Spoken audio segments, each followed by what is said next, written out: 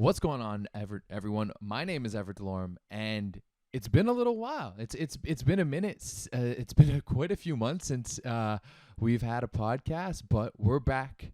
It is Thursday, October 7th. It is the fall, and the fall means one thing, and that is the start of the club volleyball or pro volleyball season. Now, some leagues have already kicked things off. Germany's kicked things off.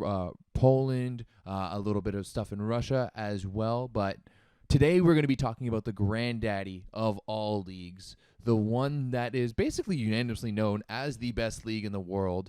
And today we've got none other than Mr. User TommyBlizard, Tommaso Panini, calling in all the way from Modena to talk about the Italian SuperLega. First of all, Tommy, how are you doing today? Hi everyone, thank you for having me. I'm good. We just, as I told before in our private conversation, we just received news that they actually almost doubled the allowance inside our arenas. Nice. All our fans, we were hoping for 100%, but we'll have to stick with 60%, at least for a little more. And we'll see if the situation keeps improving, and maybe they will gradually increase it, and maybe we'll reach 100% in weeks, months, we don't know. Depends on how it goes. Will you be among that first, first people into the Pala Panini to go watch your beloved Modena play this? Oh, look at that! He's already got. Is that a season ticket or is that just a?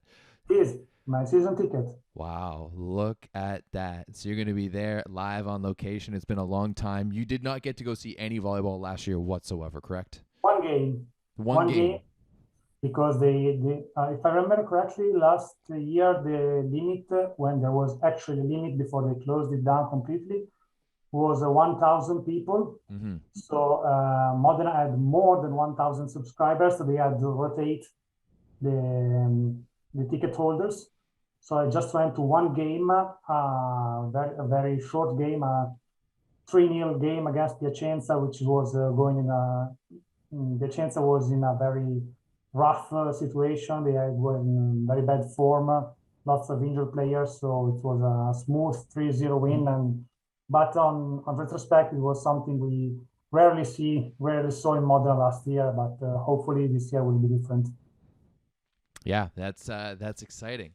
I'm excited for you. You know, it's not like I can even watch volleyball in any capacity live right now in Canada. I guess university volleyball starting up, but nothing at the level that you'll be watching. Now, today we're going to be kind of going over the entirety of the league. If you're familiar with Tommy and his work, he does a fantastic job of breaking down Italian volleyball for a number of years now over on Reddit, on our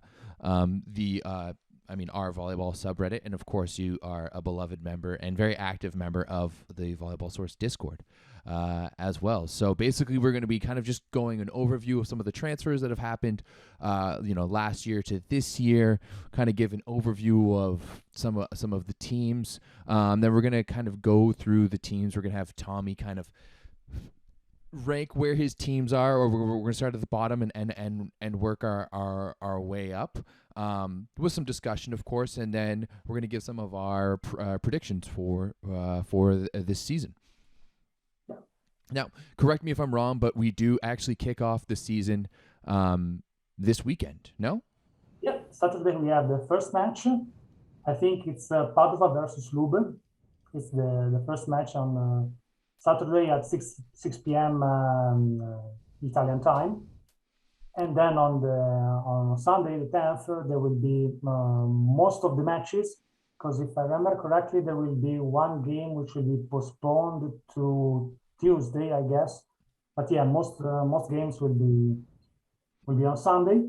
Mm-hmm. And arguably the most interesting one is Modena, which is going to Monza.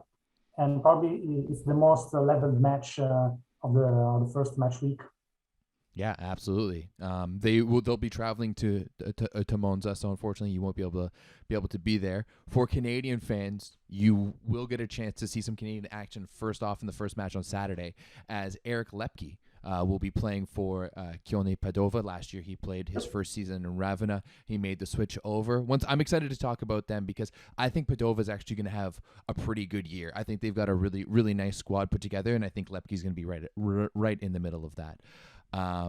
But yeah, super exciting. Of course, this year the announcement as well too that the Volleyball World will be streaming all of the Italian League matches, so you guys can head over to Volleyball World and check things out. Now, Tommy, before we get into things, I do want to give a bit of a shout out. I don't know if you saw. I'm sure if you're a member of the Discord. Which it's a strong possibility that you are if you're listening to this podcast. You've been seeing kind of the merchandise that I've been posting throughout the past couple of days. Well, it's finally live. The store is finally here. So you guys can head over to that volleyball.store to get all of your official Spicy Volleyball merch. We've got short sleeves, we got 3/4 long sleeves, hats, toques, a little bit of everything. We got some stickers if you want to put it on your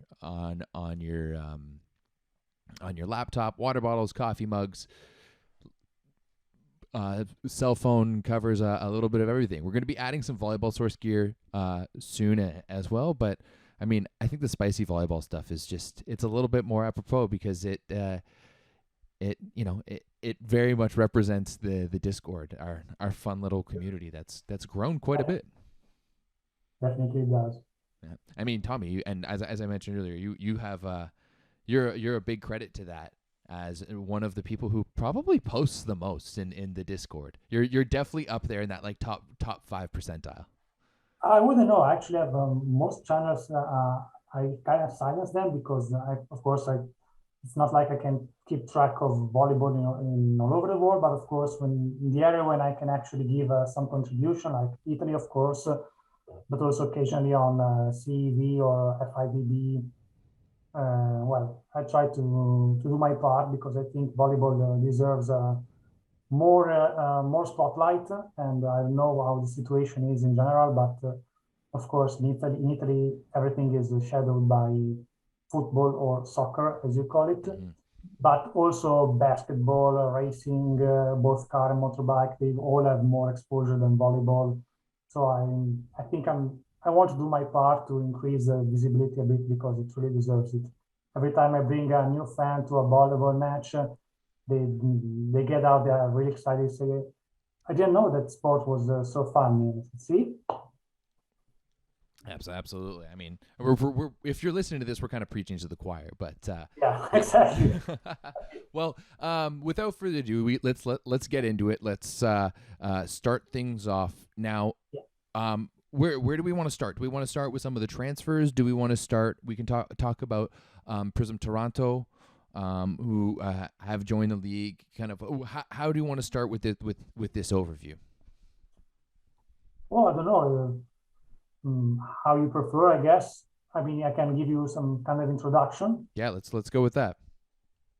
Okay, I'll try to be short, but cover pretty much all the points. So this year we'll have 13 teams. They were meant to be 12, but Ravenna managed to find the money to run a SuperLega for at least one more season. So we will have one team on bye every week. And every team will play each other twice, once home and once away. We have points-based system, which I reckon is not something very common in North America. So if you win a tiebreak, you get 2 points. If you lose a tiebreak, you get 1 point. Otherwise, it's 3 points for the winner and none for the losers. Mm-hmm. Okay. So at mid-season, the standings provide the Coppa Italia, the Italian Cup pairings. And they are all do or die matches, quarterfinals, semifinals, and final. And then at the end of the season, we have playoffs. Again, the top 8 are qualified. Quarterfinals are best of 3 series. Semifinals and finals best of 5. Of course, best seeded team has the home field advantage, and courts switch after every game. And also, last year there were no relegations, but this year we'll have 2, and we'll have 1 promotion from Serie A2. So next year we'll have 12 teams and no more bye rounds. Wow, so it's a little bit more cutthroat. Yes, you do have the extra team this year, but two teams are going to be relegated down to Serie A 2. So that's something to remember this season, because last year it was kind of a gimme season. No one got relegated. Yeah, but it was because, of course, of COVID, and many teams finding themselves in very hard, harsh financial situations. And so this year it would be, hopefully it would be better. So if you think about it, there will be, at the end of the season, eight teams qualified for playoffs, 2 relegated. That sum up to 10. Out of 13, it's going to be hopefully some hard-fought league, because last year with no relegations, okay, they had this formula where everyone could actually go to playoffs. They made the next round, so everyone except the last one could participate. But this year there are no jokes. So pretty much everyone is fighting for something. Yeah, and absolutely. I mean, I did find that last year overall, even without the relegation, even Cisterna, which was clearly the worst team with only 2 wins on the season, they kept things interesting in most of their matches. Like, no one was really getting blown out. And that's what, that's why the SuperLega is probably the best league in the world. Not only for their top end talent, but the quality of play that you're going to see throughout the entirety of the season, which is way easier to watch this year as well too, since it will all be featured on Volleyball World. Yeah, I completely agree. So let's get into some of the big transfers and some of the most notable movements. We can just really focus on like the bigger teams. I don't really think that we need to go through team by team to look at each of the transfers, but just the most notable ones, because it was a crazy offseason with a lot of talent coming into the SuperLega, moving around, some talent leaving. So we're at a much different space than we were, a few months ago when we finished things off. But I mean, first one on my list here on the Volleyball IT Mercato page is Perugia. And I mean, you can't talk about Perugia without talking about their pickup of Gianelli as well as Matt Anderson. 2 huge pickups. And then on top of that, picking up Nikola Grbic. That's a little crazy. Yeah, I mean, I think the most like the spark that ignited all this fire was Trento's situation, actually. I mean, you mentioned Gianelli, but Gianelli's transfer has been made possible mostly by Trento's situation. Let's give a little recap. Last year, Trento built a very, very strong team. They pretty much made a gamble because we didn't know how much allowance we had in the arenas, and Trento doesn't have a sugar daddy like Perugia or a big company behind like Lube. So they rely mostly on sponsorships and ticketing. Mm-hmm. So they made this bet. We're going to cover these costs during the season somehow. They're going to open the arenas eventually. They failed because the arenas were mostly closed throughout the year. So, okay, they reached the semifinals in the Italian League. They reached the Champions League final, which they lost. But at the end of the season, they found themselves with a huge deficit, economic deficit. So they had to pretty much dismantle the team. And Gianelli was one of the prize assets. Of course, he grew up in Trento. He was born very close to Trento, and he was a fan favorite. And was kind of a heartbreaking, if you want, story. But Trento knew they could monetize on him, since of course he's Italian and he's talented. And in Italy, you have to have 3 Italian players on the court at all times. Mm-hmm. So talented Italian players are worth much more than talented foreign players, even because they are rare, of course, and compared to the rest of the world. So quickest one, everyone thought years ago that Lube had the eyes on Gianelli after the Secco reign. but now the Seco is not that old. So Perugia had a problem in setting, as Travica did Travica. pretty bad year last year. So everyone thought our weak point is the setter. Giannelli is available. Let's splash cash on Giannelli. And Perugia's chairman gave about 1 million euros in this operation between wage and buyout Trento. Wow. So yeah, he moved to Perugia. Does that make Giannelli one of the highest paid players in the Superlega? Actually, no, because if rumors are true, I mean, 550,000 euros were for his buyouts, and his wage will be 450,000 euros. And I think that's pretty much half of what Lyon earns, just to give an idea. Fair enough. But yeah, he would probably make the top 10 with that wage. Wow, that's I mean, I guess with that Perugia must have the highest salary in the league when you consider those two players and a guy like Matt Anderson as well. To me, I mean, it's we can get into all of like how their formation looks when we talk about Perugia, but I do want to say I think that Perugia this year is going to be a much different beast. Giannelli being a huge part of that, obviously Anderson as well, but I think the addition of head coach Nikola Grbic is going to change. I mean, we saw what Grbic was able to do with Zaxa last season, winning the Champions League. And I mean, that's like that was absolutely massive. And I think that he's going to have the right temperament to deal with this type of team. I think we saw exactly what happened with Heinen last year. It just completely blew up. You know, it was bad in a lot of ways. It was bad right from the get-go, almost, with the revolving door of right side opposites. Obviously, I think the roster is a little bit more steady than this year. When you've got Rich Lickley on the right side, you've got Anderson who can play over there, as well as Plotnitsky and as well as Terhorst. Like, you have those options on both pins. But yeah, I think that this is kind of like LeBron's second season at Miami. You know, you've lost to Dallas in the first in last year's playoffs, and it's time to go. Like, it's time to do the damage and win that title that everyone is expecting from you.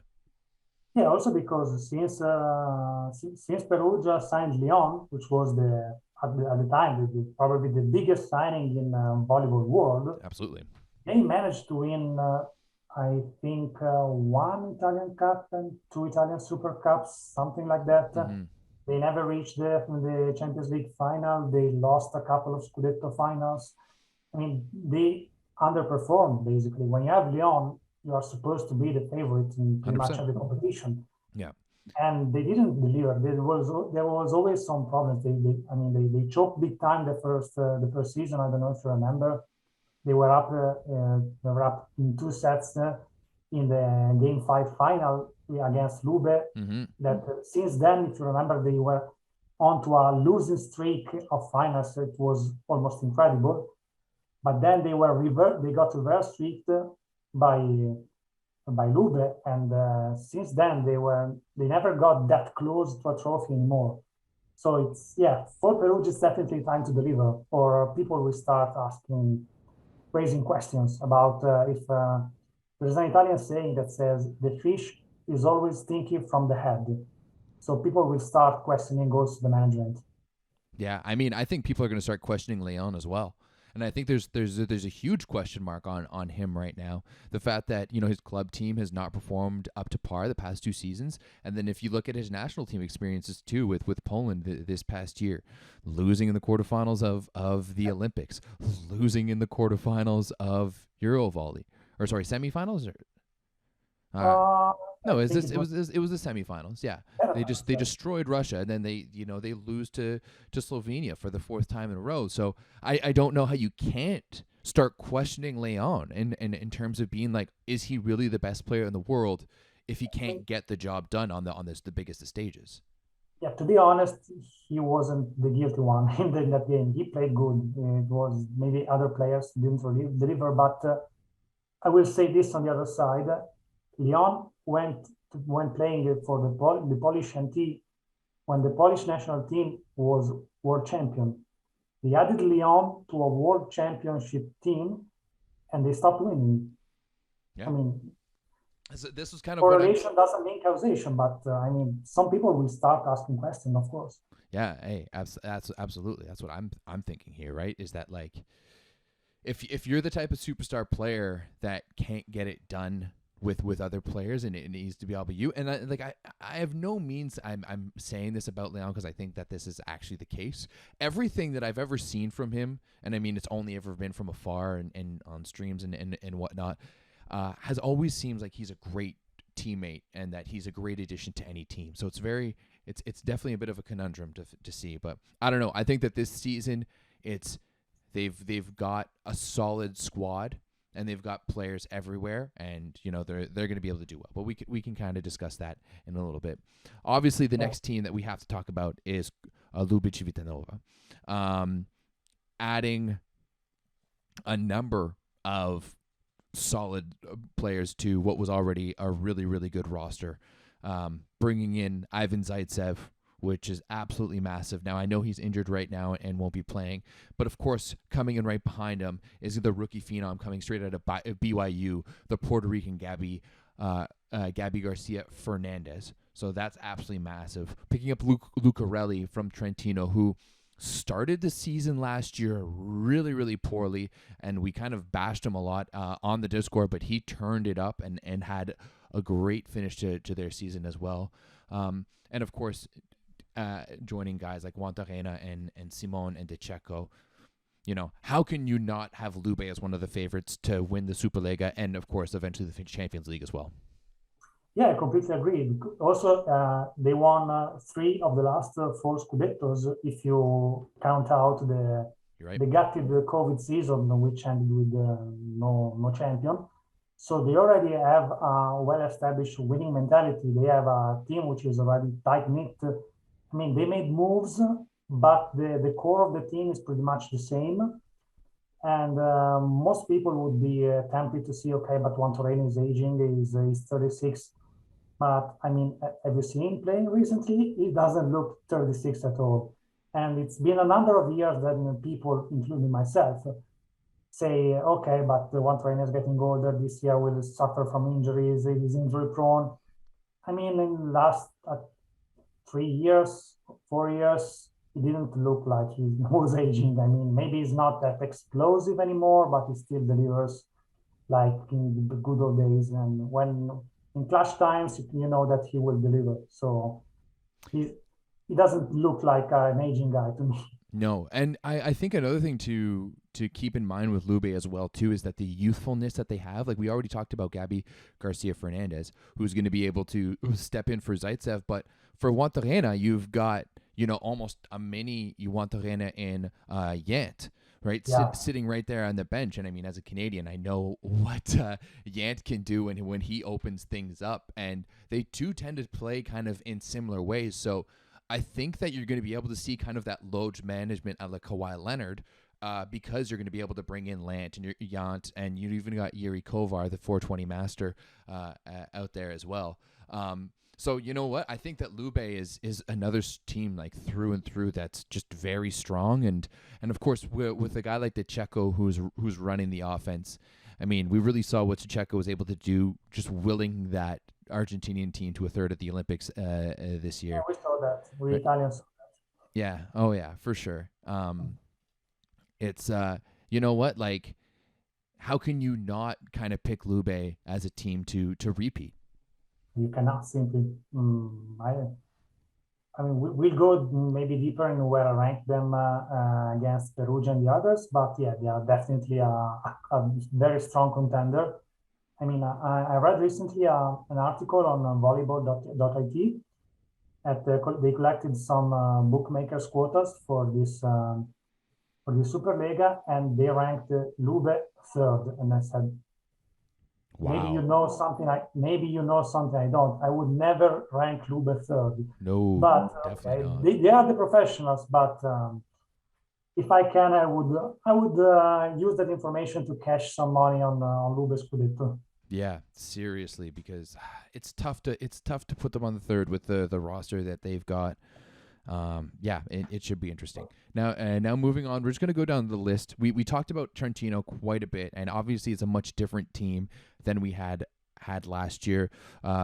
No Nimir Abdelaziz, no Lucarelli, no Gianelli, no Rossini. That right there is truly the core of the team. Dick Coy as well, who was another big guy on the left side, but instead going for that youth movement, right? Micheletto, who, what hasn't this guy done? Goes to, as an 18-year-old, goes into a Champions League final, leads, plays at the Olympics for Italy, leads Italy to a European championship, leads Italy to a U21 world championship. What can't he do, right? And it's clear that they've really moved this from being, hey, this was Gianelli's team, to, hey, maybe this is Micheletto's team now, right? Yeah. Bringing in Spertoli, who was the secondary Italian setter. He was at Milan last year. Lavia was also absolutely gigantic for the Italians in their European volley run. And then you've got the two wily Serbian veterans in Lishnak and Podraskinin. And, of course, Matej Kaczynski as well, I believe he's a naturalized player now? No, I don't think so. No? Okay, he's still technically Bulgarian? Yeah, we'll still play as a foreigner. Yeah. You mentioned Micheletto. 5 years ago, he was a libero. Can you think about that? Yeah, that's he's truly a unicorn, right? What is he, 6'8", 6'9"?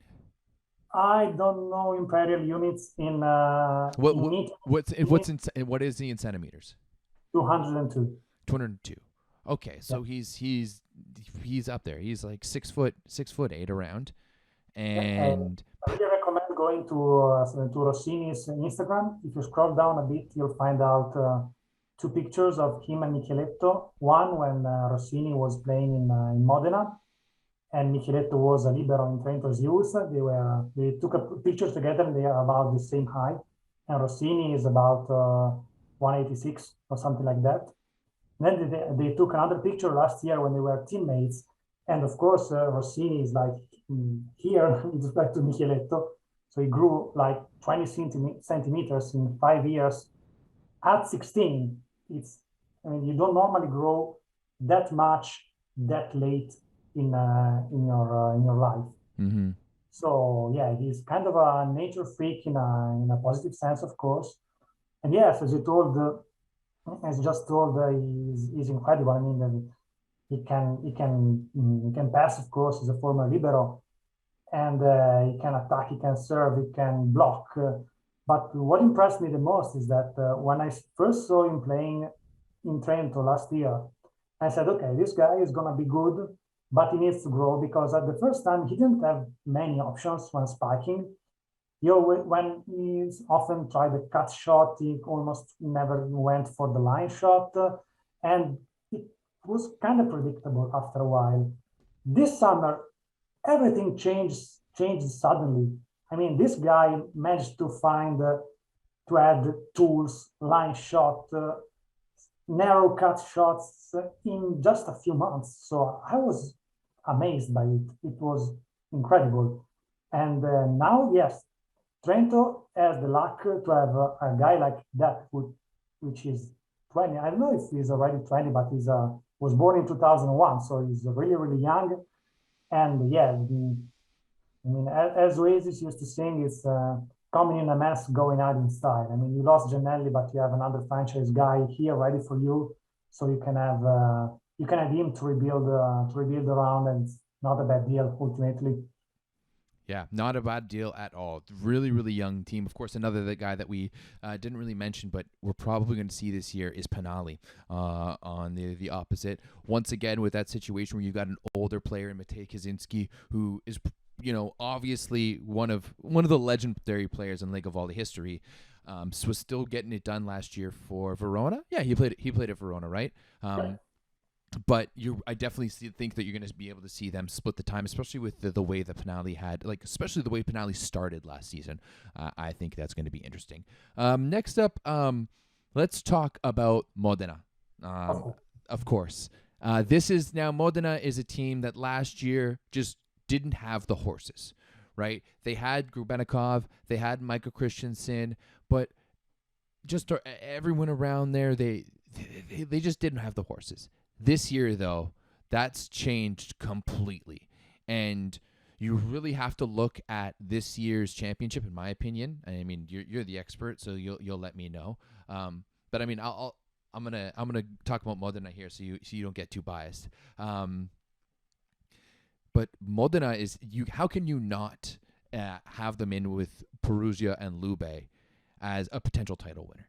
Bringing back the Bash Bros, if you will, Bruno and Ingapeth, which has there ever been a better bromance in all of volleyball? Like it's truly awesome to see how these two legends love each other.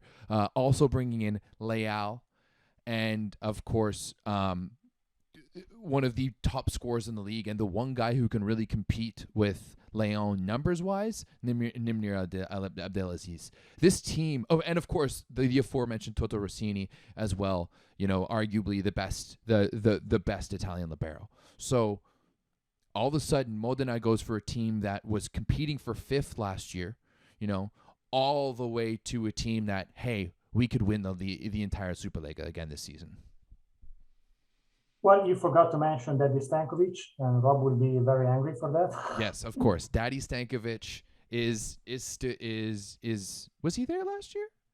Yes, of course. Yeah, he was there. But that's what I'm saying. Like he wasn't brought in or anything. Yeah. But no, I would argue that Rossini may be the best Italian libero after Balazzo. Okay, fair enough. After Balazzo, the competition is leveled. I mean, Rossini's experienced. There are interesting youngsters like Scanferla and Federici coming up. But yeah, Rossini is one of the best. I mean, you said it yourself, Modena built a very competitive team. They decided, they made the opposite move to Trento. The Modena and Trento have similar finances.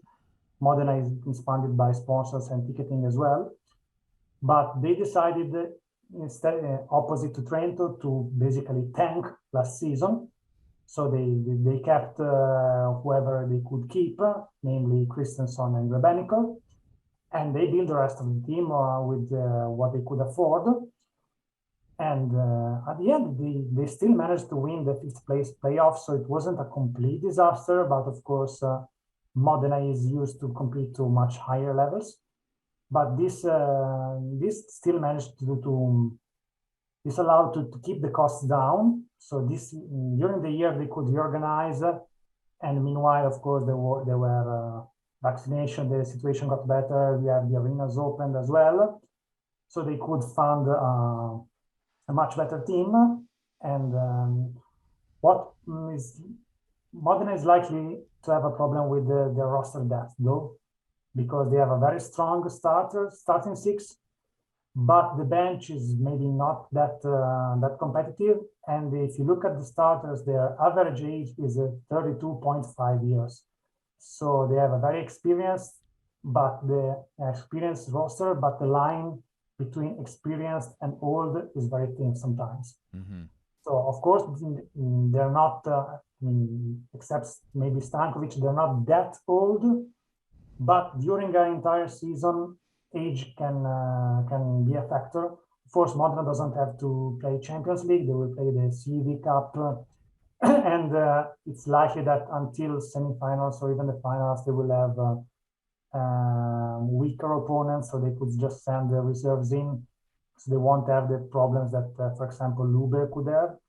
But overall, it could be a factor. And in terms of roster depth, they, of course, are less deep than Perugia and Lube. And what I think is the key part, their middles are below Lube's and Perugia's in terms of quality.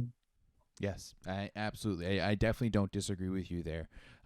Both in terms of the depth of the team, you're right that they don't have, especially like both Perugia and Lube have those younger guys to go to on the bench.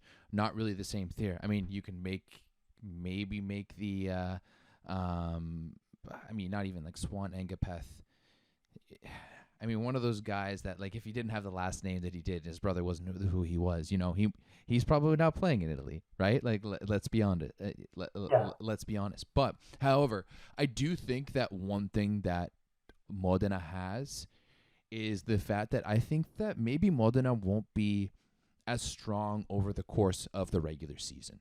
This is kind of what my prediction is in general. I know we said that we're going to get into this, but I'm just going to get into this now. But because I truly think that like a guy like Engapeth, he really runs the emotions. And I mean, we saw it last year at Zenit Kazan where he's not always going to be that top guy. He's always going to be as his top. So I think that this team is going to run the majority of the time is going to run as well as Namir Abdelaziz does, as well as he's scoring and as well as the team is playing around him. Like if they're able to play solid volleyball around Namir Abdelaziz, then they'll be fine. But then once they get into those gut check situations, right? Well, I think it was Lebedou who posted on his volleyball blog about how Engapeth was the most clutch player this summer.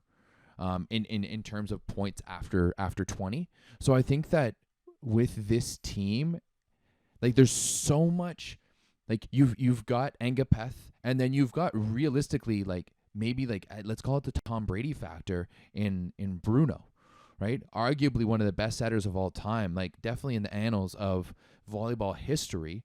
And you're not telling me that like he's not going to be able to turn it on and get things going once, you know, they're going into the playoffs. Like, man, I think it's going to be interesting to see what Modena does, because as you mentioned, they don't necessarily have the depth, but when they don't have the depth, like they do have the horses who have been proven to be able to run far. So I think that they're going to be a very fun and interesting team to watch if they can stay healthy, right? If any of those starting 6 get injured, then you're going to have to start looking at the transfer market and see like hopefully it happens in the beginning of the season and they can bring someone in at the, you know, at the winter transfer market. But at that point you're playing a scary game. So yeah, I definitely think that staying healthy is the most important thing for Modena this year. If they can keep with those teams to the end of the season, then they're going to be laughing, because as you mentioned, they have a lot less matches to play. Are they in the CEV Cup or are they in the Challenge Cup? They qualified for Challenge Cup, but then CV promoted them. They gave them a wild card for the CEV Cup, and the same they did with the Zenit Kazan, because I think they just said, okay, we can't just have those two teams with the roster they built on Challenge Cup. Let's promote them to CEV Cup. Yeah, that's a good idea. You know, like pour all of the other teams, because because it just wouldn't be fair for the teams from like Turkey and Czech Republic and whatnot to be playing against Zenit Kazan and Modena, especially Modena in the way they are. Is there any other big results or transfers or anything that we should talk about before we kind of go in and talking about some of the teams more specifically? Well, there are some interesting ones. The one that I look really forward to is Piacenza buying out Lagunja from Monza. I think that was a huge transfer because this guy is incredible. He is, I think he ties with Quick as the tallest guy in SuperLega, and he has a massive body and he has a massive spike. He's a factor on front row when blocking. He's a good server, and he's 21. I think he's one of the hottest prospects right now in the volleyball world. And for Piacenza, this was a huge deal. And Piacenza is coming from a subpar season. They had high hopes last year, but they didn't really deliver. Then there was also some fuss. They sacked the coach before the season even started, after the first phases of Coppa Italia that were played exceptionally before the season. And now they built quite an interesting team. Maybe it's not at the level of the top 3 yet, but they will definitely try to challenge them. They just played a friendly game against Modena just yesterday. And of course, it's pre-season, so you can't really expect much from it. But the level was, they were really leveled. So expect Piacenza to be a real nuisance for the top 3 teams. Yeah, definitely Piacenza. Now that I'm looking at this roster, definitely interesting. Of course, they have available as Aaron Russell. Aaron Russell's still going to be rehabbing that injury for a while, so probably won't be seeing him. The pairing on the left side is very interesting to me, because you got two two smaller stature left sides with Rossard and Ricine. Ricine had, I thought he had a very good beginning to the season with Ravenna last year, and then very much tailed off. I don't know how he is able to do with the size of the SuperLega level. He is quite small. Thibaut Rossard had, arguably one of the best seasons last year playing for Vibo Valentia, right? So I'm interested to see, was that a one-off? Was that just one of those situations where everything was right for him in that situation in Vibo, and can he do it again? I definitely agree that Adjus Lajumzia he constantly impressed me last year, but I do think it's very interesting that you have one of the top scorers in the league, Tontek Stern, from Slovenia, sitting on the bench last year. Last year he was with Padova, and really led the show for them, putting up some big numbers. But I mean, Padova was a basement dwelling team, and so two strong opposite situations there. So as I look at it here with Blizzard and Puyol, a couple of French setters leading the show, Piacenza could be.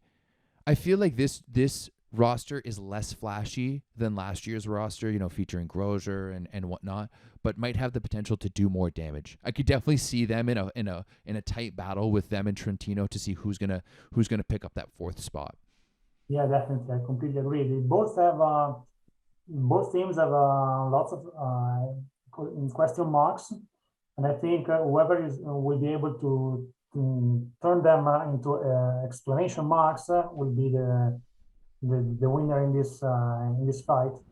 Because of course they have Piacenza have Russell's injury, but with in their plan, Alberto Polo was supposed to be the starting middle, but then he received a 2 years ban for doping. So this kind of forced Piacenza to change the strategy.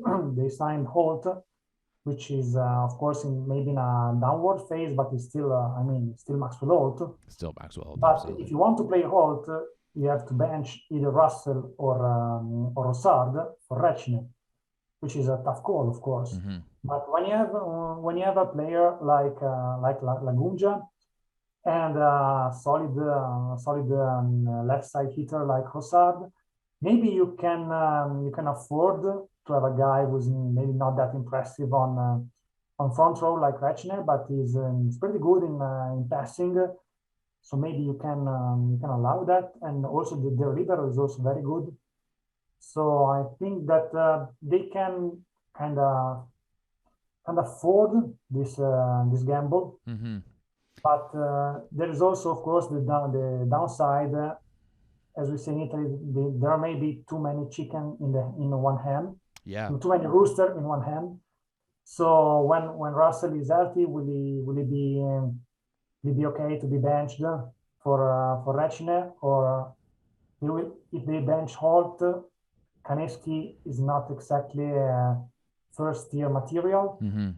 So Bernardi will have to face some tough choices, and I have to say I'm not a big fan of Bernardi as a coach. I think in Perugia he is the one who brought the Scudetto to Perugia, actually the only one. Mm-hmm. But that year everything went well for Perugia. Yeah.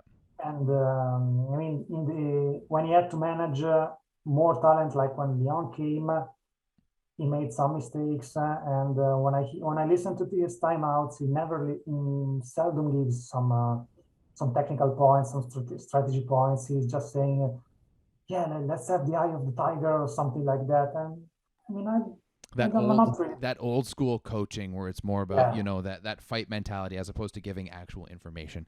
Yeah, I could see that.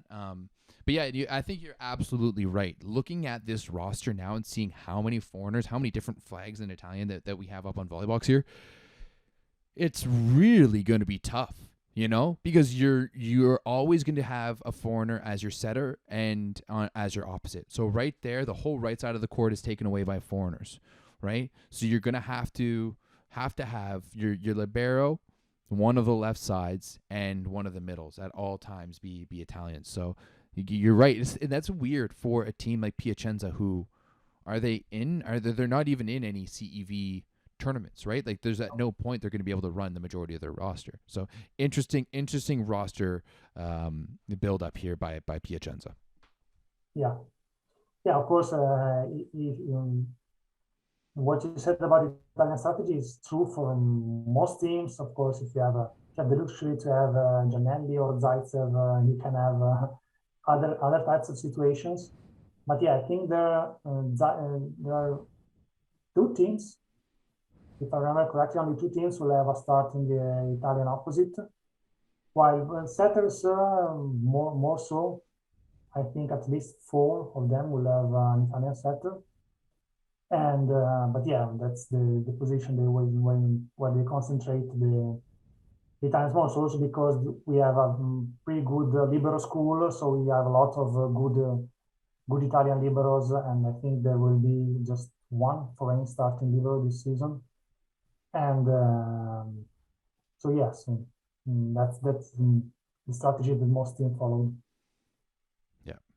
Yeah, I agree. Luckily, Italy is a nice skilled country where you've got, guys who can play a lot of positions.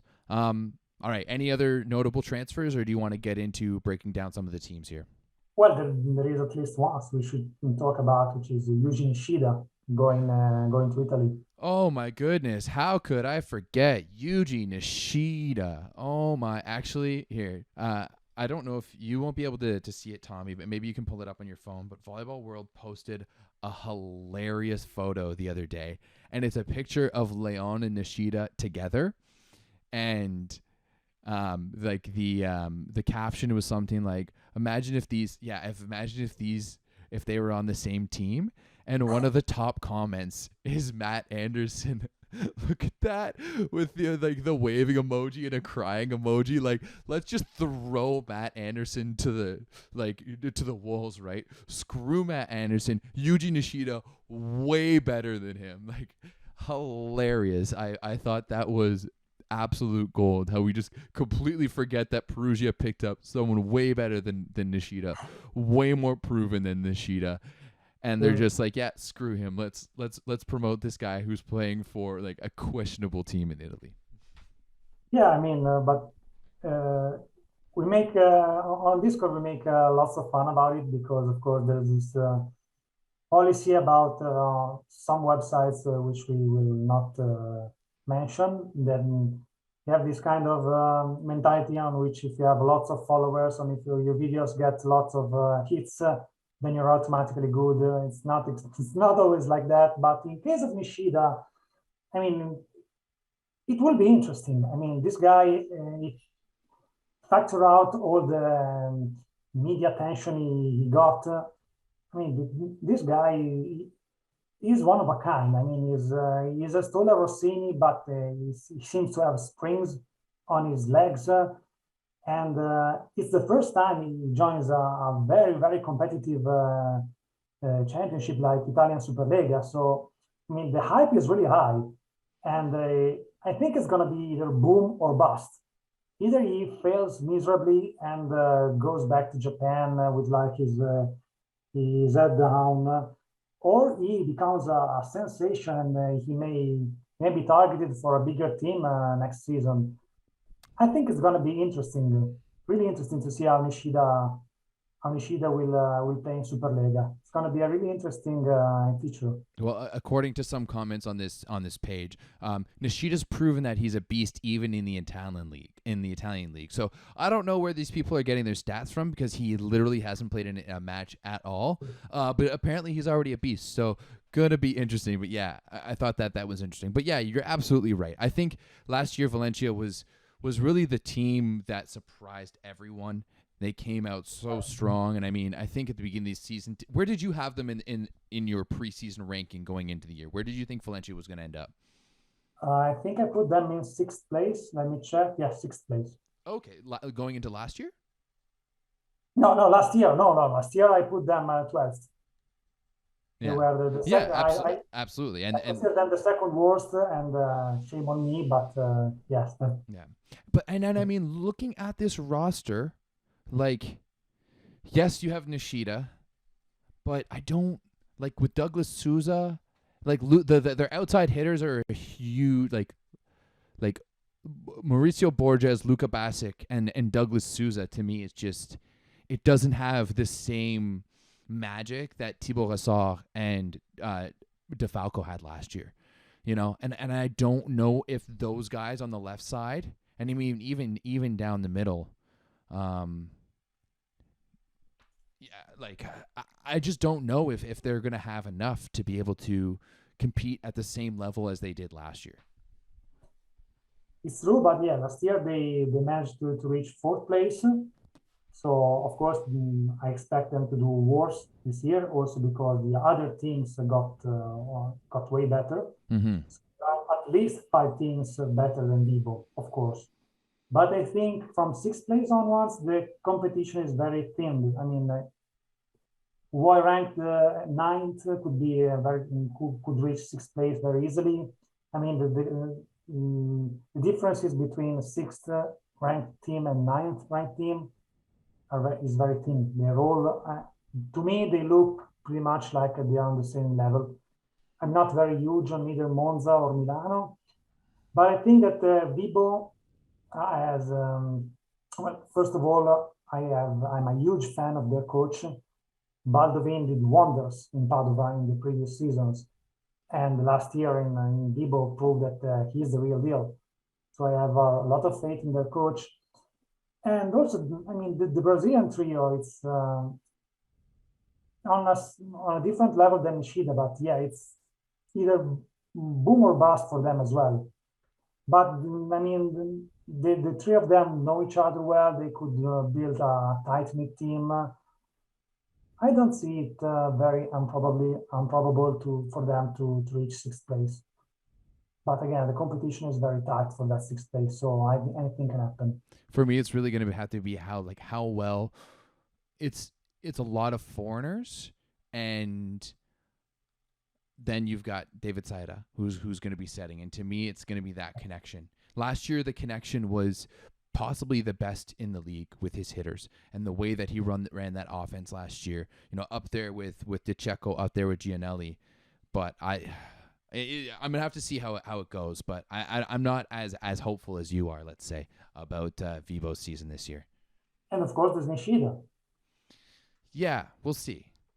We'll see. I mean, it's gonna be interesting for sure. I'm gonna keep my eyes peeled on his game. Are they playing this weekend? Yeah. Let me check who's having a bye this weekend. Oh, here I can check on Volleyball actually. Oh yeah, they're playing. Okay, they're starting off the season with Taranto. Yeah. Yeah, Milano is having the bye in the first week. Okay. Well, since we brought up Taranto here. Do you want to go over them? They are the team that came up from the A2 last year. Yes. And I mean, looking at this roster, there's a lot of Italians that I don't know, but there's a few that I do know. Of course, Giulio Sabbi, he was on Cisterna last year. Yep. Yeah. At the tail end of his career, but was it at a time in the national team roster. You got Randazzo, who was also on Cisterna last year. Yep. Yeah. So I mean, two all right players there. Polanski coming in from the Argentine national team. He was part of a Tourcoing last year in France. So I mean, I feel like they've got some João Rafael, the Brazilian. So I feel like they've got some players, but I don't know. I don't really see. I don't have a lot of faith in this roster to get a lot of wins this season.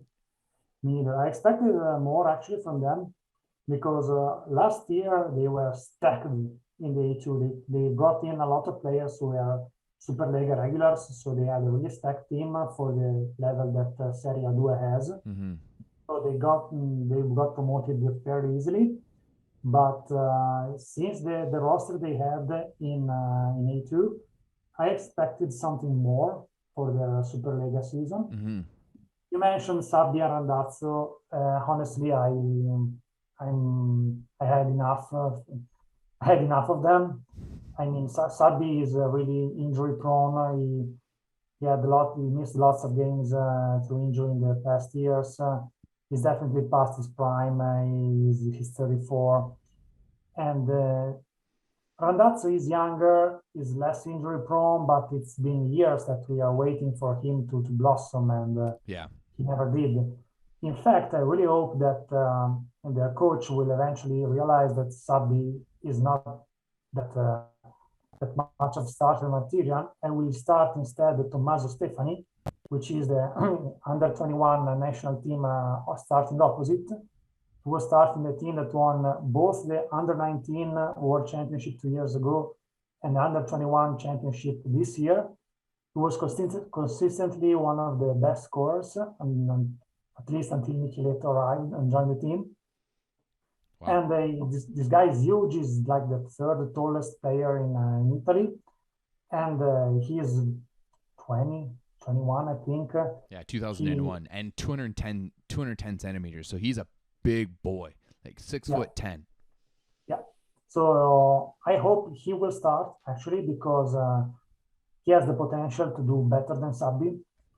And we need to give those young guys a chance. I mean, just won the under 21 World Championship, and three of them, maybe four, but 3 for sure will start next year, and I hope Stefani will be the fourth. Yeah, I mean, I think that's a perfect situation for Stefani to be in, though. Right, being able to work underneath a guy like Giulio Sabbi, who's been there, he's done it, and he can kind of learn those tricks of this trade. But I mean, hey, if Sabbi's not getting the job done, which we definitely saw last year at Cisterna, and I mean, that's exactly why we'll talk about Cisterna in a second. But that's exactly why Arthur Schwartz is going to be playing on the opposite, right? Because just Sabbi just wasn't good enough, right? So maybe that side of it is going to be interesting to watch from Toronto, but. And also the fact that, it's very, very close to Toronto, where I live. Maybe that's one of the interesting things. But yeah, other than that, I don't know. We'll see how they can do this year. Yeah. Schwartz also was played a lot of opposite because Sabbi was constantly injured. Yes. So. Exactly. Yeah, I feel like it's gonna be interesting for this team. Sorry, I'm stumbling all over my words here, but yeah, I mean, I tend to also think that watching last year's Sabbi, he's definitely towards the end of his career. I mean, I'm sure he's going to kind of fizzle out for the next few years in these lower level teams, just hopping around the teams that are constantly in threat of being relegated, maybe play some A2 as well. Or move back to China, where he already played, to cash in for the last year. 100%, absolutely. All right, moving on to the next team, the last place team from last year, Cisterna Top Volley.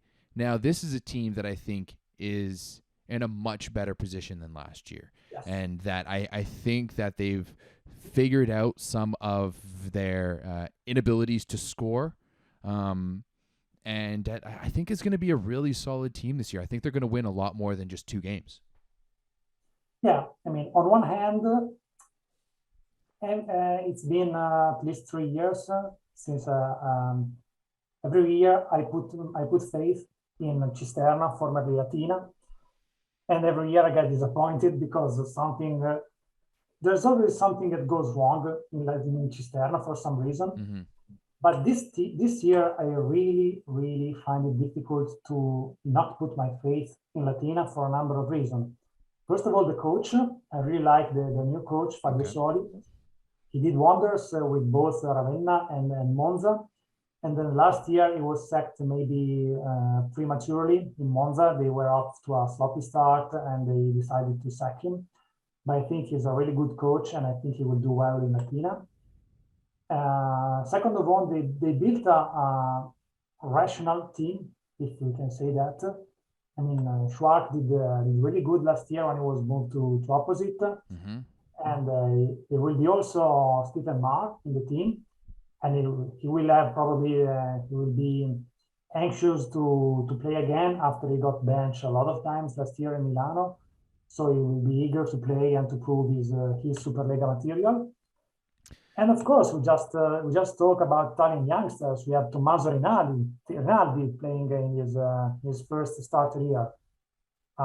Let's just remember he was the MVP and best spiker at the Under 19 World Championship 2 years ago. This year he was named the best spiker as well. So he's a really promising guy. He had some playing time last year in Modena, and 2 years before, per his words, he had almost one season before he got interrupted by COVID to learn from a certain Matt Anderson, which he regards him as one of his favorite players. So after 2 years absorbing information from more experienced players, this year he will start, and I think he will do well. I mean, he maybe lacks some physicality to be already at the top, but this guy is really skilled, especially on offense. This guy has a lot of options on offense. He's a really smart player. He's a really good technique. He may be one of the best surprises this year. Okay. And they will have also Baranovic starting at the setter. And this guy is experienced. This guy is eager to prove he's better than he played in Piacenza last year. And I mean, lots of things can go good in Latina, but of course it's Latina, so lots of things can go wrong as well. But I trust Latina, and of course we have Cavaccini, which is a great libero. Yeah, I think that Latina is going to do a much better job this year. Latina Cisterna, same thing for those listening at home. First of all, I think that Steven Marr is going to have an absolute banger of a season. Now, I'm going to talk about my Canadians right now because I have the opportunity to.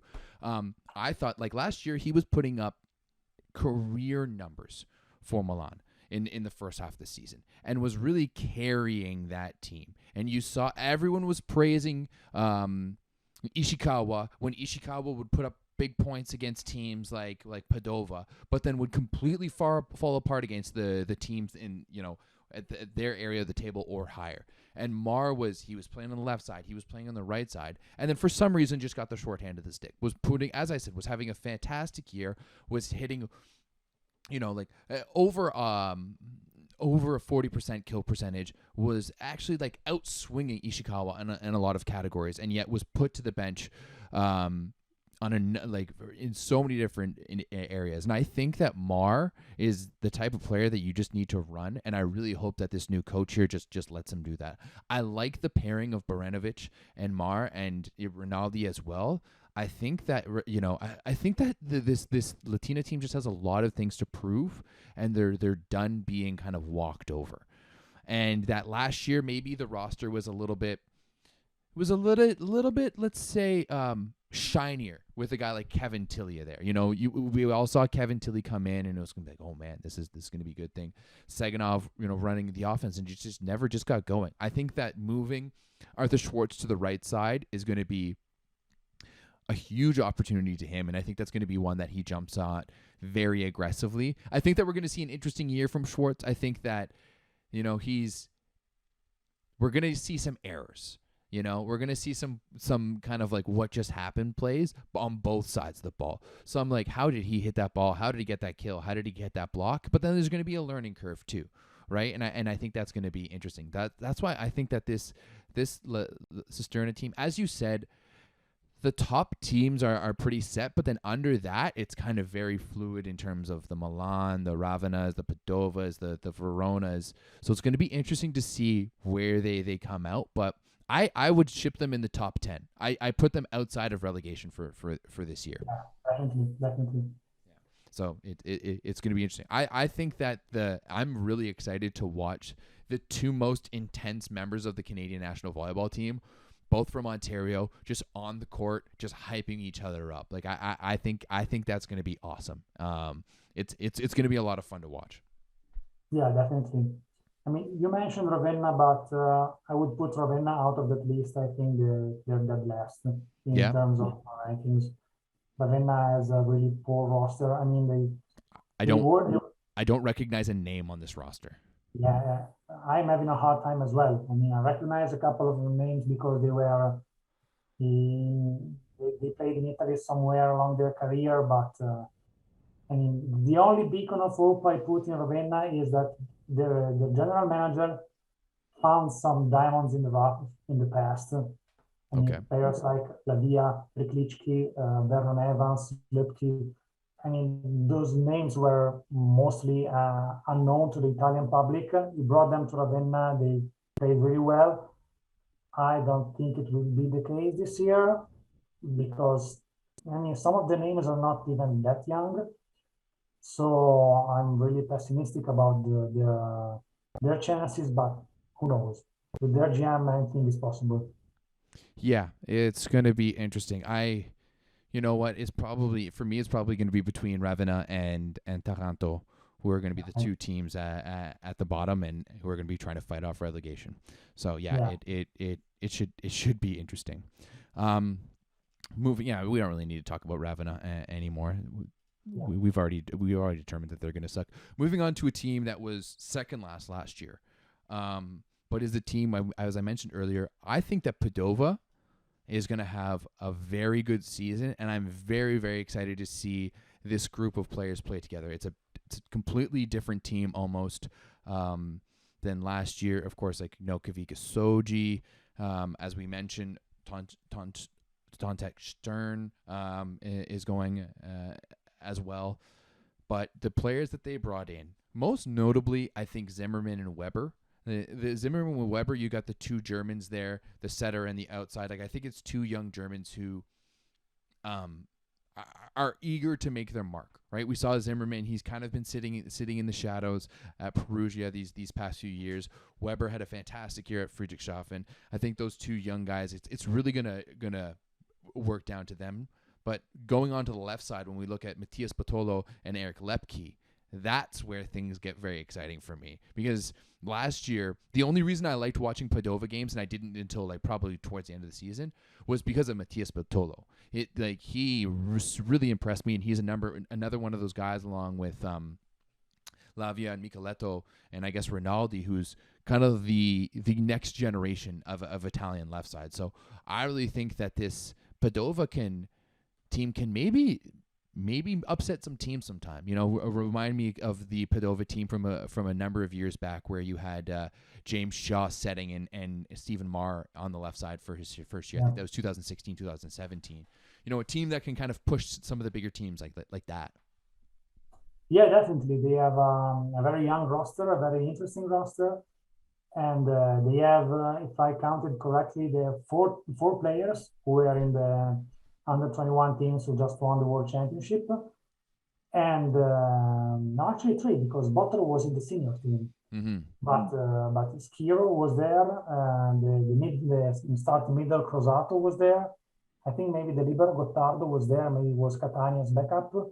But yeah, it's a very young team, very promising team. As you mentioned, Mattia Bottolo did an impressive season last year. Nobody knew him at the time. He came straight from Padova's youth, but he made some impressive numbers. And of course, Padova could play without the pressure of avoiding relegation because there were no relegations. But he wasn't maybe consistent.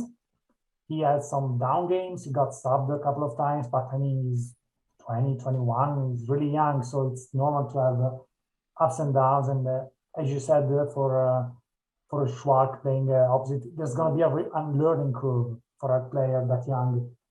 And I'm really, really looking forward to see how he develops, because this time he's not new. Everybody knows his name right now, so people will actually guard him on blocking. And let's see how he adapts to this newfound pressure and this newfound attention to opposites.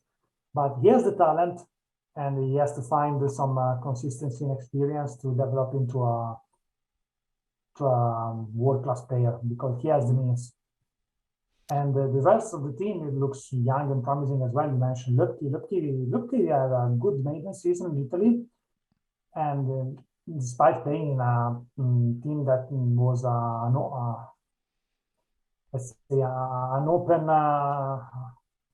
open project like Ravenna, because they weren't in as bad as this year, but there were lots of lots of young players, put them there, not always with some kind of not with a sense of direction. And he did fairly good. This year he will prove that he will have the chance to prove he is actually SuperLega material, and he can stay here and play at this level. And yes, Padova is gonna be definitely a lot of one of the most interesting teams to watch. And yes, I definitely see them slaying some giants in the path. Maybe even trying to force the Lube or Modena or Perugia to tie break sometimes. Maybe not beating them, but forcing them to fifth set. And they're gonna be in playoff contention, definitely. 100%. I just think that they're a young team with a lot to prove, and they're not young last year like Ravenna was young, where they were just like everyone was just getting their feet wet and were being like, "What's going on?" But you've got a young team with some players who have like, you know, with the main four that I'm looking at is Zimmerman, Weber, Lepke, and Bottolo, because I think that Lepke and Bottolo are very much in the same spot in their careers where they've. Maybe Bottolo is even like a step forward because he was more of Padova last year and Padova was a better team. But I do think that both of them are ready to kind of start figuring out where they fit within SuperLega in general. And you know, whether or not like because all of these players are pushing to get signed by a bigger and better team next year, right? That's the reality of it, you know. And I mean, even when Lepke signed here with Padova, kind of people in the Discord were being like, "Oh, we wish he had signed with someone else, right? With someone better." And this is going to be their chance. So I can see this being, you know, and that's the way Padova always is. They either have a good, strong team full of youngsters that they can find, you know, the diamonds in the rough, like you said, and they're going to have a surprising season, and then all of those players are going to come get poached, and then they're going to have to kind of do it all again. And so, so I just think that it's going to be interesting for Padova. I think that they're going to come with a lot of youthful exuberance and, as you said, kind of surprise some people. I think it's going to be fun. Yeah, definitely. All right, moving on. We've talked about Padova. We've talked about Ravenna. Next one is Verona. They have Stoichev still coaching. They lost Jashki, lost Kaczynski, lost Zingel. I'm not sure how I feel about this Verona team. This might be a team that maybe isn't being relegated, but I don't know how much success that they're going to be having this year. I 100% agree. I mean, spoiler alert, in my power rankings, I put them just over Taranto and Ravenna. Their team doesn't really excite me. I mean, the Spirito is a player like Randazzo or Sabbi. We've been waiting for him to blossom for quite some time. He never really made that step to more Randazzo than Sabbi. Sabbi has some age. Spirito is young, but he's not that young anymore. We'll be waiting for him to do that next step. He never did. I'm not huge on Jensen, but there is one thing that could be worth watching Verona for, which is Rock Mozic. You're right. One of the best warm-up balls, according to Dan, in the world. So Rock Mozic, another one. But yeah, I agree. I'm not too high on Jensen as well either. I kind of feel bad for him in a way because I feel like he's one of those younger guys that like some coaches like, oh, we're going to make you to a setter, and never really gave him the opportunity to work as being a hitter, because he's kind of in this in-between spot where he's not a good enough setter to be a setter, and we saw that when he was at UCLA. And he started his time at Verona last year really, really strong, and then teams started to figure him out, and I think it's going to be tough for him this year to score some points. And other than Rock Mozic, I'm not entirely sure where the points are going to come from this Verona team.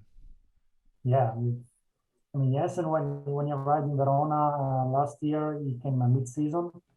He had some 20-point games or something at the beginning, but then he started having lesser numbers.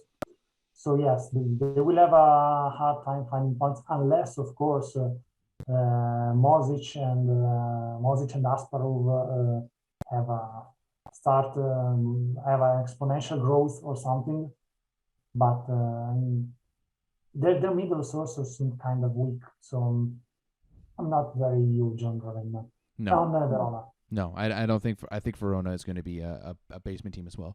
Real quick though, random thing, just on the Volleybox page right now, the historical names of Verona. You go down to the 2002-2003 season, and they were named the Canadians Verona. What is this about? I'm doing a quick search here because we're gonna go off the track real quick.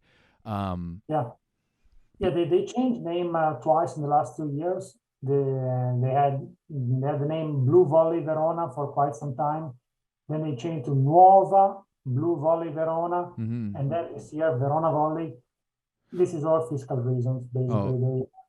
I think by changing their names, they can sometimes avoid to pay some long due taxes. It's a game that some people do sometimes, and that's the main reason. Yeah, and this is one of them. So it looks like, from what I understand, Canadians is a outerwear company with that's using the maple leaf even in their branding. I've got the website up here. I know you can't really see it.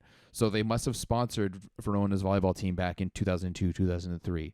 Sorry, I just thought that was hilarious. That, I was almost picturing, like, I really wish they had pictures of the jerseys, because I really hope that they had like Montreal Canadian style jerseys. That would be amazing. That would make my life. So no, nothing of the sort, unfortunately. What's that? We could check afterwards. I mean, back then I was 16 or something, so I don't really remember Verona. I don't even know if they were actually in Serie A with the name of SuperLega as well. Yeah, I don't. Because they reached the SuperLega quite recently. I mean, it's not they haven't been a long time SuperLega participants. So I don't. But yeah. They were. Oh no! Yeah, they were a SuperLega team that year. Oh. So, trying to see if there's any names on here that. No, but that's very funny. Sorry, we got a little caught off. Sidetracked there, going down. Funny names, Canadians Verona. That's awesome. So, okay. Moving forward here, Verona. Moving on next to Milan, who somehow has the reigning coach of the year and Roberto Piazza, and I don't know how that happened. Don't ask me. I watched a lot of Milano last year, and I think that team was poorly managed right from the start, and that's why they had the disappointing season that they did. I mean, they did win the Challenge Cup, which was a huge thing for them, but then failed to get back into that spot after losing to Modena in that 5th place playoff. But picking up a few, big players, Tomasz Jajski, adding in Tomasz Jajski along with Jean Patry and Ishikawa, also Chenin Diese in the middle alongside Matteo Piano. Very, very interesting. My biggest question mark for Milan, though, is are you actually gonna have Porro setting? Like, we're gonna have a Porro. I know that the young Italian setter is all the rage right now, but do we actually think that Porro is ready to lead a SuperLega team? Well, before the Sbertoli deal, when Trento bought out Sbertoli from Milano after the Giannelli sack from Perugia, Porro was supposed to be Padova starting setter. Then and he was actually on loan from Modena. Then Milano came in and said, okay, we're going to buy out his contract. And they gave him a 2-year deal. So they are investing pretty heavily on him. And I honestly think Porro is a good setter. He has good hands. He's a very, very strong server. But he's short. I mean, that's his main flaw. He's like libero short. He's one of the smallest setters. Like the only other setter that I can think who's as short as him is Matias Sanchez, the Argentinian guy who's like 5'5". Maybe not 5'5", like maybe 5'6". But like, yeah, Porro is short. Yeah, I think he's about the same height as Santiago Orduna. And we all know how it went for Orduna when he went to Modena. I mean, he played good in terms of setting quality, but whenever he was in front row, everyone was targeting him because at this level, even if you're a setter, you're supposed to be at least 190 centimeters. I mean, you're supposed to give a hand on blocking. And Bruno is not huge; he's little more than 190, but he can block. No team will say, "Okay, Bruno is on front row. Let's target Bruno." Most people will do the same with Orduna and Porro. At this level, if you are short and you're a setter, you're going to be targeted.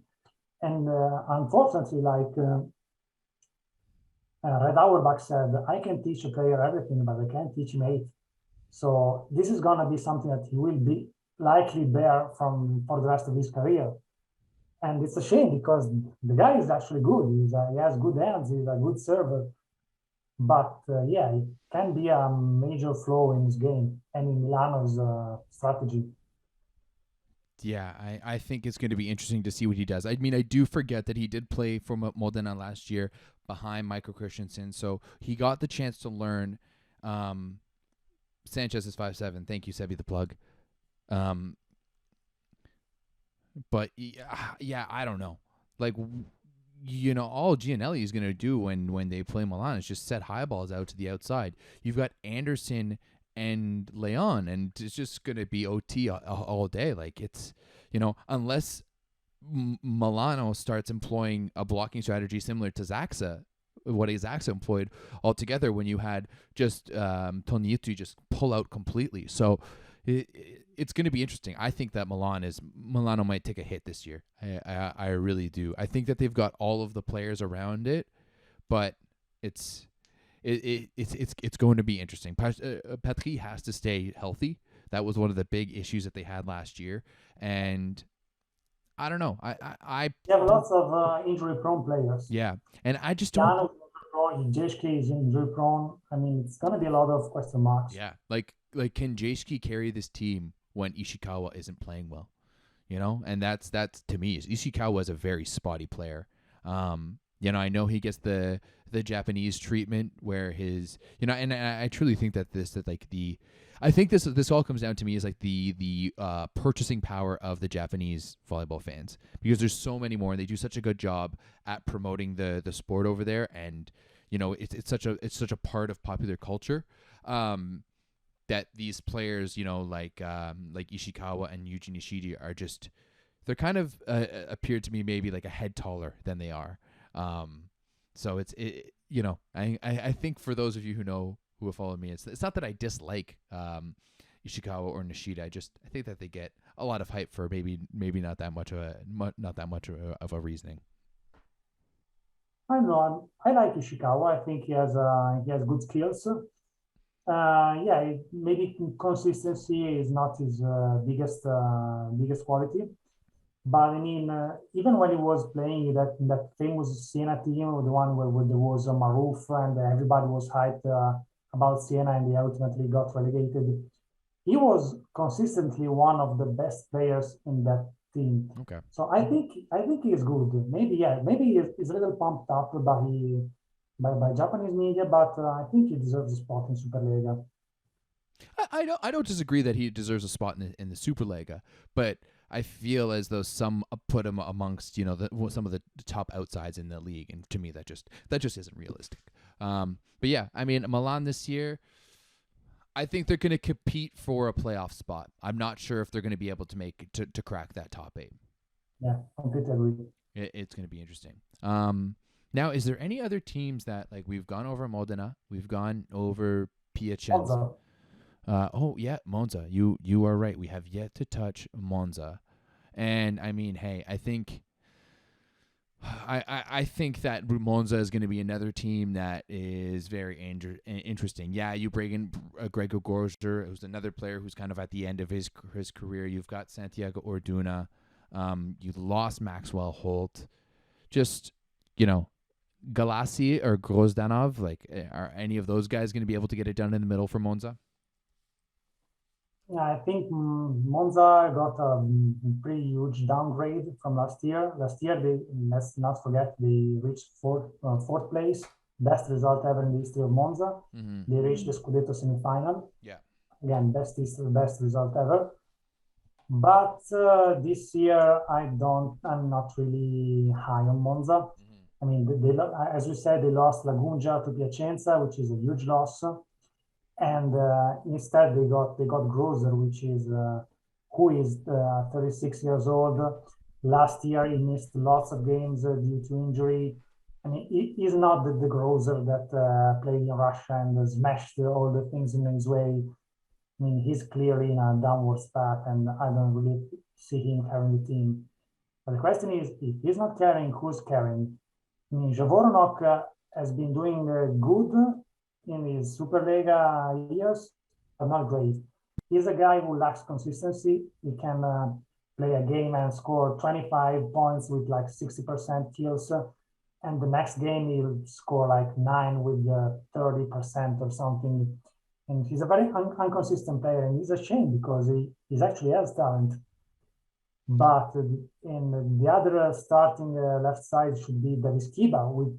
He did fairly good last year. He earned the starting spot, but I mean, is he really can he really carry the team when Javornok or Grozer are not on? Unlikely. Their middles are interesting. Because Galassi did really good with the national team in both the Olympics and the European Championship. I wasn't a big fan of him playing for national team, but he really surprised me. He really made me saying, okay, Gianluca, I'm sorry, I underestimated you. You did really good. And also, Grozdanov has been one of the best blockers in the league for quite some time. So their middle quality is pretty good, but the hitter quality, I'm not convinced. I also think is Orduna, is he a naturalized Italian?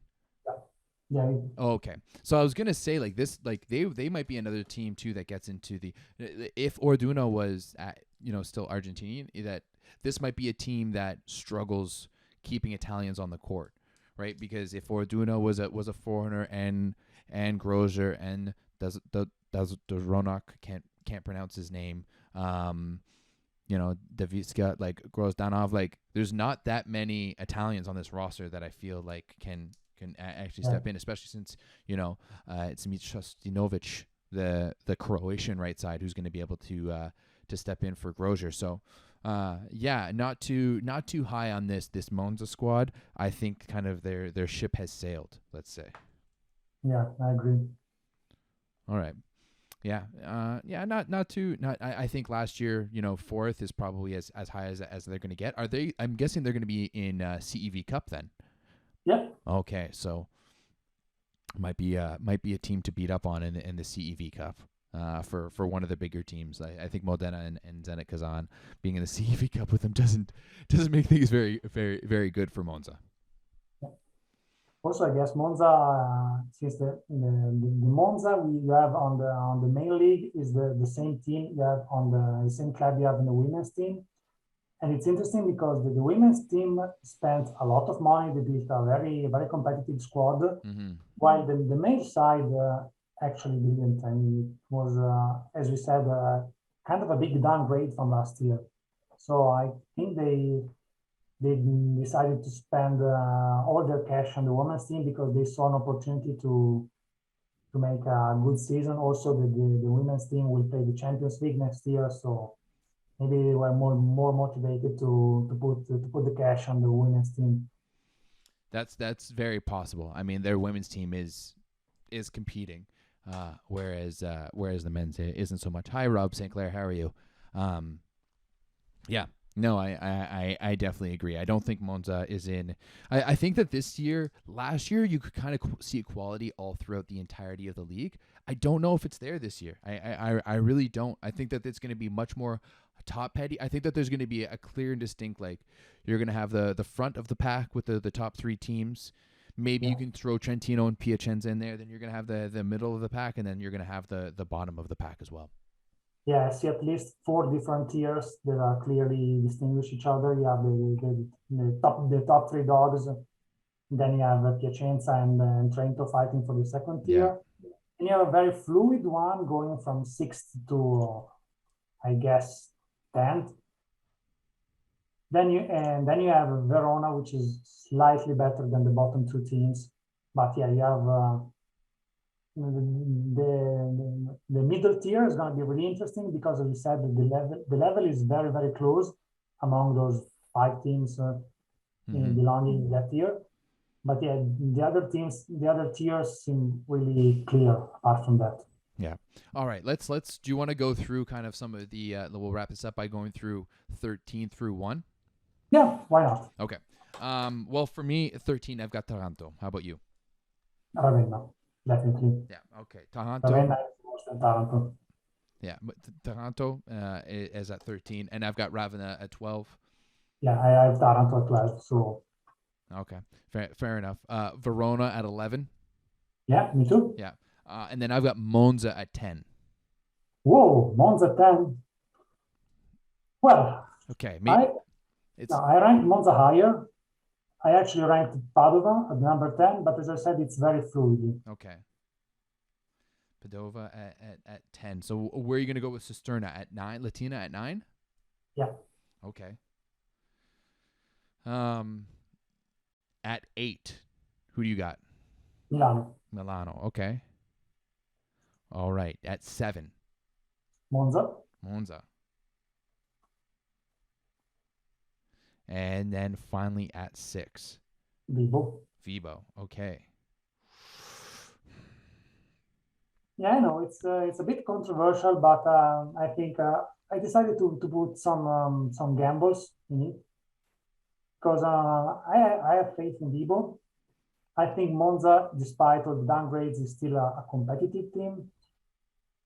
Padova is really, really young, so they will need time for that, and I think that this will penalize them at least at the beginning of the season.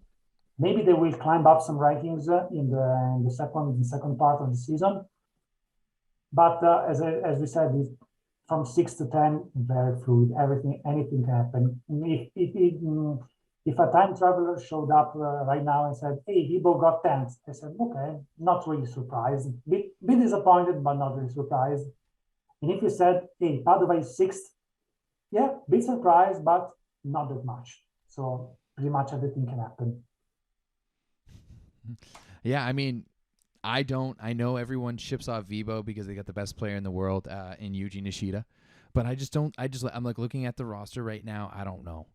Borges, Bosic was a very hit and miss player for me last year at Milano, and I mean I feel like he's similar to like Randazzo, where they it's like when is it gonna come? Yeah, I know, but it's true. Like looking at the roster, like it's hard to ship a team like Padova or Cisterna, any higher than teams with Vibo like Vibo. I like Vibo. I truly think that Monza is going to be outside of the playoffs, though. I think that Monza is going to kind of fit in that 9th and 10th position. Yeah, it's going to be a tough one, a tough break for whoever gets out of the playoffs because the competition is very close. I think I have more faith than you in the Brazilian guys, but I think after all they are Brazilian nationals, so it has to tell something. I mean, maybe of course they're not Leal or Lucarelli, but they're still Brazilian nationals, and I think they could have the chance to do good. I think Douglas is going to do good, but I don't think Uncle Mo will. No, poor Uncle Mo. And that to me is just like I think that you're gonna have Luka Bosic outplaying Uncle Mo, which I don't think is a great scenario for you to be for it to be Vibo. I really don't. So I think that's gonna be interesting. And for me, as I said, it's really gonna break down to how well that connection between Davide Saida is and the rest of his team. Yeah, it's a good point. Yeah. What's the current exchange for Instagram followers to win? I don't know. Ask the Japanese national team. Yeah. All right. Tommy, is there anything else we want to chat about here? Well, the top 5. Oh, the power rank. Yes. Sorry, the top 5. You're right. Completely forgot that part. I've got 5 at Piacenza. Me too. Yeah. If if I had done this before the European Championship, I would have probably put Trentino 5. Agreed. But the way or maybe even lower. Yeah, but the way Micheletto, of course Micheletto, but Lavia and Pinali, who were average and very inconsistent last year, but they played really great at the European Championship, so I give them a chance and put them at number 4. Yeah, I agree.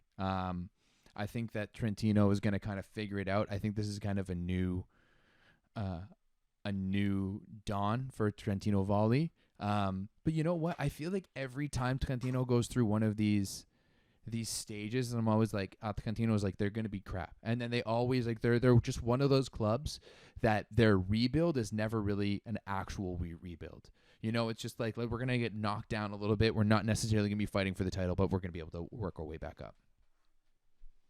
Yeah, they have a very strong youth academy, so they will always have some good Italian player, which is key in an Italian league to build on.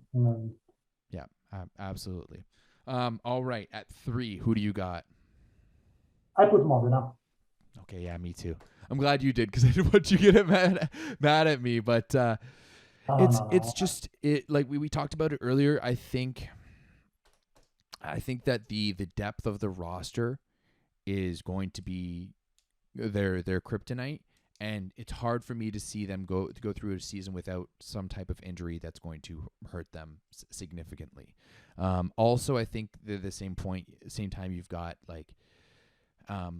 this is essentially a brand new team in a lot of ways, and I know Perugia and both Perugia and Lube have made some changes as well too, but there's a lot of holdover from those teams, and I think that here for Modena they're kind of trying to recreate everything here. Either they're trying to recreate their team from a few years ago, but which is contradicting partly what you said before. It's a new team. 7 out of 12 players were in that infamous 2008 Modena. Sorry, that ultimately went to disaster with all this tortured management and stuff. But the players are very tight knit. I mean, Bruno and Abdelaziz never played together, but they are close friends. Same can be said. Bruno knows well Leal from Brazilian national team. I mean, it's a team of friends. I mean, if you look at modern newspaper, all the interviews are insisting much on the fact that the team is very tight knit. Players are very, very much friends with each other. They always go to Bruno's house to do barbecues and stuff like that. And this is going to be probably their main, one of the strongest parts, that and serving. I think I've never seen a team that is as strong on serving like this year, Modena. You're right. But we all know that serving is something that can go on and off. So there are those days when you are just bombing from the serve, but the ball doesn't want to go in. It goes like 3 centimeters outside or just inside the net. Those days happen. But if serving kicks in, Modena is potentially the best team in the league if serving kicks in. And that's kind of one of my things here is that even though I'm ranking Modena 3rd, I wouldn't be a surprise at all if they win. If they win it all. If they win the Scudetto, obviously win the CEV Cup, because they have those players like from Bruno to Engapeth, obviously in the mirror, and then, Daddy Stankovic, that they're just going to be able to turn it on. And if that team gets hot, right? If they get hot, and I mean, let's be honest, if you get hot and you've got Perugia on the other side, and you've got Matt Anderson and Leon to serve at, and then I mean, one thing that we haven't talked about is that this is the regrouping of that legendary Zenit Kazan team between Leon and Matt Anderson. So we know they've done it before, but not the same Anderson though. Not the same Anderson, no, and it's questionably not even the same Leon, right? And so if they can kind of just go after him, it's I think it might be game over. Yeah, but I mean, maybe it's not the same Leon, but it's the same world's best Leon. He's a different player, but he's still arguably the world's best. I think Anderson, I'll say something very controversial here. I'm not too high on Anderson this year for Fair a enough. number of reasons. First, the half season he did in Modena, he wasn't the same Anderson who dominated in Zenit. I mean, he was superb on passing, he was great in serving, but he had a lot of trouble on offense. The last 10 games he played, I mean, he struggled to reach 40% killings. And let's not forget that the last year and a half, he didn't get playing time at club level because the first half year, the season was gutted through COVID. Last year, he was supposed to play in China. He didn't. For a guy who is 34, if I remember correctly, 1 year and a half of being away club championship, it can have a pretty huge impact. I mean, he didn't play bad at the Olympics. I won't say that, but a whole club season with you being basically 1 year and a half inactive, it's gonna be a tough challenge for Mass.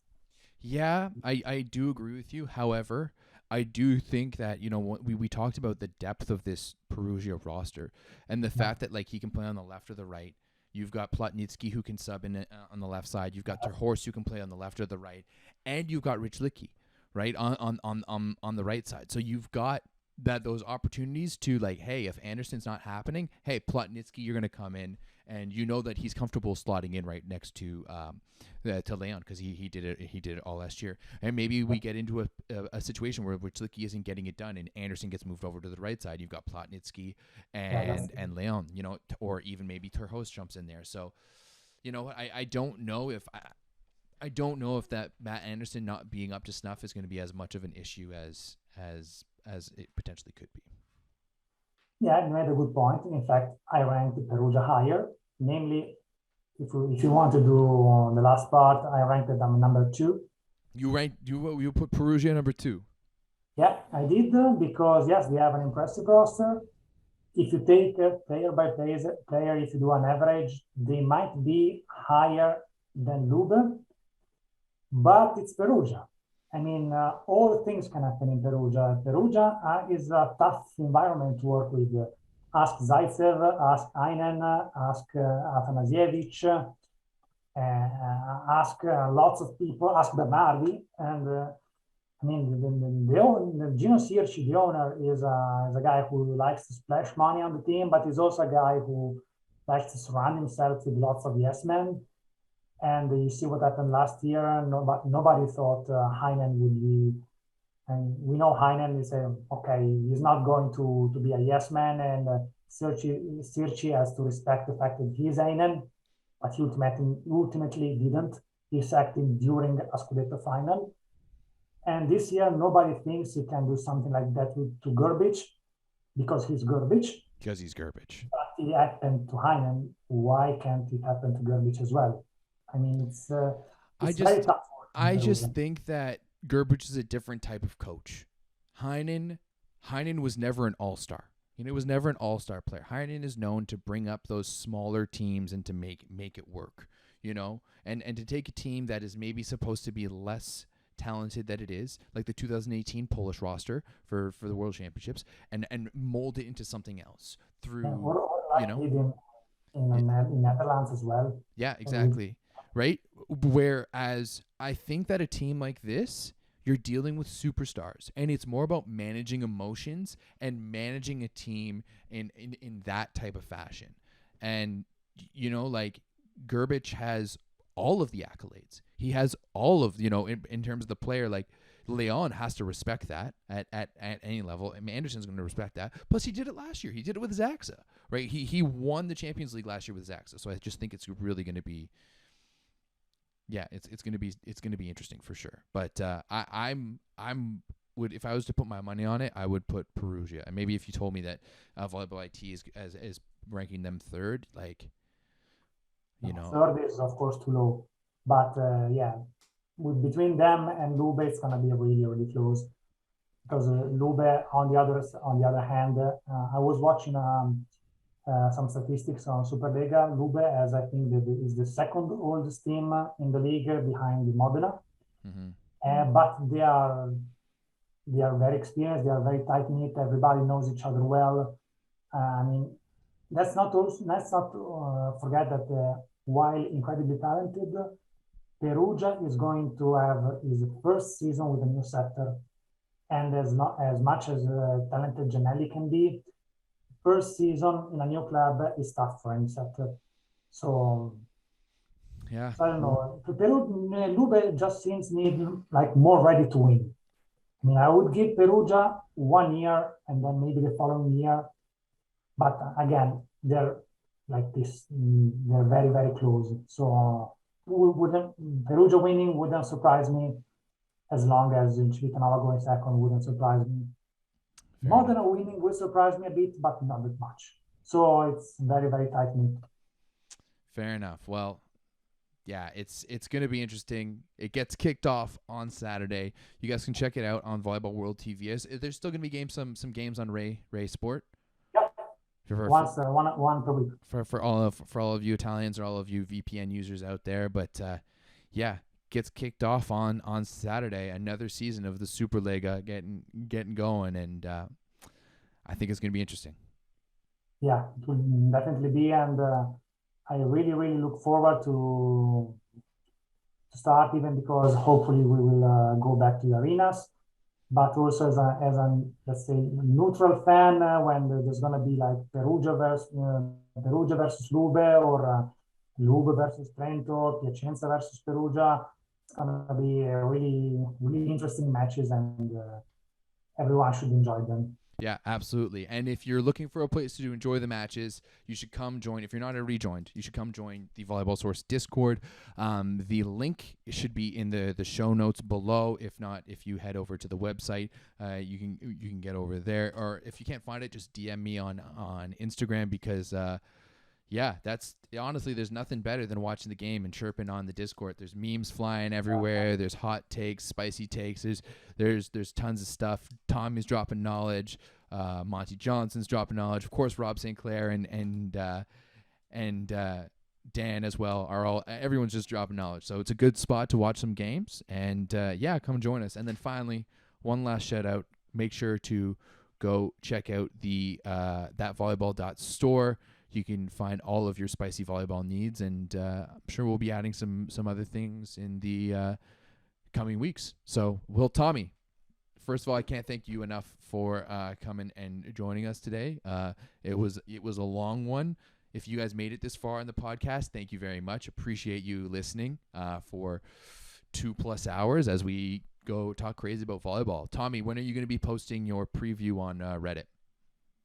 Maybe tonight. Okay. Or tomorrow morning. Sounds good. We'll make sure to link us in on the Discord once you do. Dude, thank you very much. Appreciate you taking the time. Thank you very much for having me. It was a real pleasure, and let's hope we can have another one. Yeah, I really enjoyed it. We'll definitely do a check-in. We'll definitely do some more check-ins throughout the season as well. Yeah. Awesome. Thank you again, and have a good night or a good day. It depends on your time slot. Yeah, good. It's 3:30 p.m. here, so I know it's a little bit later for you. 9:30, yeah? Time for dinner? Yeah, time for dinner. It's 9:30, so it's definitely time for dinner. Okay, awesome. Well, thanks a lot, dude. Have a great night, and we'll chat soon. Guys, thank you very much. We'll talk to you guys soon.